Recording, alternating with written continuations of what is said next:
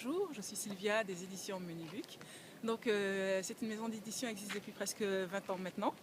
Nous sommes basés principalement en région parisienne. Elle a été fondée par M. Salomon Mezepo, donc il y a une vingtaine d'années. Alors, notre ligne éditoriale a pour vocation en fait la renaissance, le combat pour la renaissance africaine. C'est-à-dire principalement rétablir la vérité. Autrement dit, ici nous évoluons ici en Europe et même pour les Africains du continent, ils étudient très souvent l'Afrique selon le regard de l'Européen. Donc nous tentons en fait de rétablir la vérité puisque cette histoire-là a été falsifiée, donc malmenée, maltraitée même. Donc nous avons des spécialistes comme Jean-Philippe Omotunde qui a écrit d'ailleurs un livre qui s'appelle, il y a quelques années déjà, qui s'appelle Vérité et mensonge, mais c'est un livre qui est toujours d'actualité. Donc monsieur Jean-Philippe Omotunde, un Afro-Caribéen, vous constaterez que vérité est au singulier, mensonge est au pluriel, parce qu'il n'y a qu'une seule vérité et plusieurs mensonges. Voilà, dans le même état d'esprit, monsieur Cheikh Anta Diop aussi, dont nous sommes les suivants, nous allons dire, dont nous sommes les disciples en tout cas, a écrit un livre qui s'appelle Nation Nègre et Culture. Nation nègre est au pluriel et culture est au singulier. Voilà, par rapport à justement monsieur Cheikh Anta Diop, nous avons un spécialiste, un combattant, un auteur qui est très actif aussi, puisqu'il en est à son 36e livre. Et donc celui-ci, il est sur Cheikh Anta Diop. Et donc il a été écrit par monsieur Doumbi Fakoli, un auteur malien qui a grandi au Sénégal. Et donc il se propose d'expliquer Cheikh Anta Diop à la portée des adolescents et plus, bien sûr.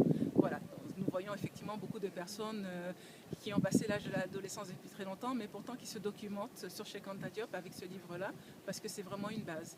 Maintenant, comme je dis souvent aussi, le livre de chevet de tout Africain, ça devrait être effectivement Nation Nègre et Culture de Cheikh Anta Diop. Alors concernant la maison d'édition, je pense avoir dit les grandes lignes, effectivement.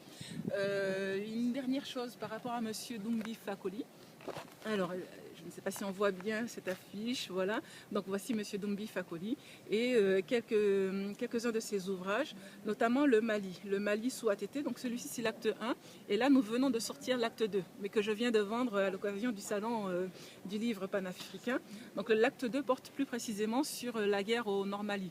Donc il en fait une analyse qui est assez particulière par rapport à ce que nous avons pu entendre dans les médias.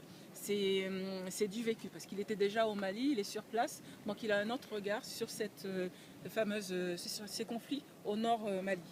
Donc pour faire la transition avec le salon du livre panafricain, organisé par monsieur Biyogo, qui m'a gentiment invité à y participer pour, je pense que c'est la première édition. Mais je dirais que c'est vraiment le type d'initiative qu'il nous faut ici par rapport à notre public. Déjà nous, en tant que maison d'édition militante, vraiment le public est panafricain, c'est un public qui est conscient, en tout cas en cours de conscientisation. Donc ce type d'événement, tel que le Salon du Livre panafricain, tel que d'autres événements aussi qui se passent en région parisienne et ailleurs, alimente le débat et nous permet de nous ouvrir sur des aspects de l'histoire qui sont aujourd'hui méconnus. Méconnus pour ne pas dire vraiment falsifiés, parce que falsifier ça veut dire vraiment qu'il y a une volonté de nuire. Merci beaucoup.